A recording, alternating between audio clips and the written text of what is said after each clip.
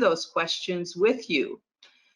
Our presenter today is Gustavo Grodnitzky. He has a PhD in clinical and school psychology and has extensive experience in interpersonal communications, strategic planning, change management, and the development of organizational culture.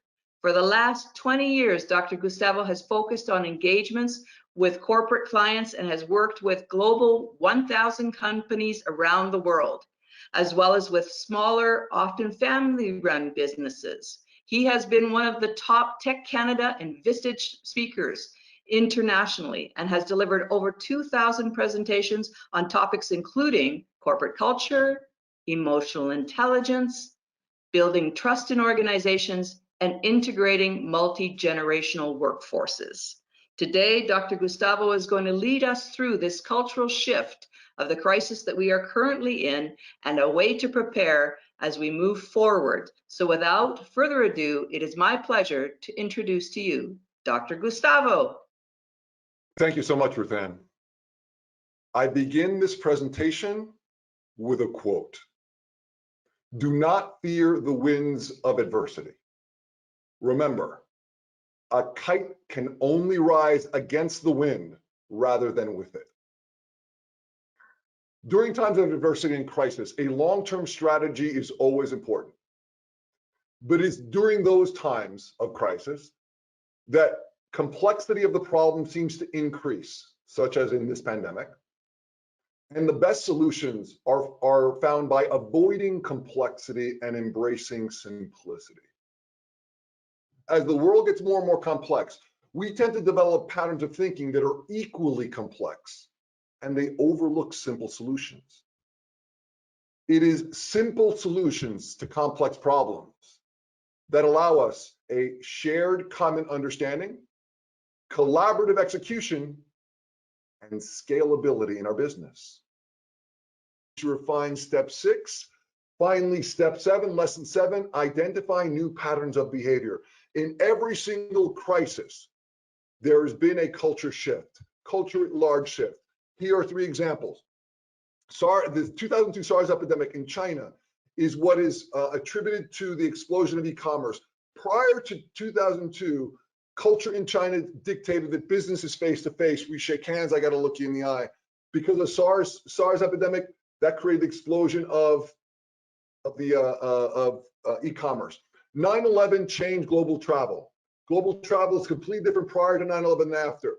The 1982 recession here in the US changed the traditional employee-employer relationship because of downsizing. So prior to 82, the contract was between employer and employee. If you come to work for us, you give us your career, 20, 30, 40 years, we will give you pensions, fixed benefits, defined benefits. All those things went away with that 1982 recession, again, because of downsizing. So here are the questions I ask you to take back to your leadership team. These are the things you should be talking about on a weekly basis. This is a dynamic crisis, so I emphasize weekly basis because these can change from week to week. What are some of the likely changes to come out of this pandemic? Globally, nationally, locally, and in your industry. These are the questions you must be asking. Let me share with you some of the things I'm seeing already. Telehealth here in the United States, for example. Telehealth is a horse that's left the barn. Medicare in the US was not paying for telehealth. Now they are. There is no, that's not going back.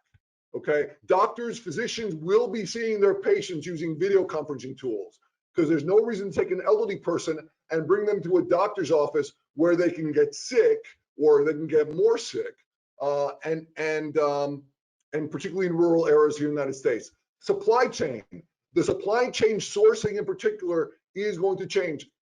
3M did this back in 2009 because of swine flu. 3M had their primary factory for the N95 mask, the one that's so necessary in China. They now have N95 factories on every single continent except for Antarctica. Commercial real estate, travel, face-to-face, these are all things that are changing. The question is, how is this going to change in your industry? The idea is you want to identify these behaviors for your industry so that you can adapt early. That adaptation is what's going to create the additional white space for you. That's the key. Moving on to the debrief. These are the 7 lessons on a single slide. These are what I'm calling your path to recovery, because every company, which you either saw or we discussed in this presentation, every company that is experiencing a thrive, they are growing, expanding, and thriving, occupying more white space, they are applying all 7 of these lessons without exception. Without exception. So I'm calling these your path to recovery. These are for your company. Let's talk about you.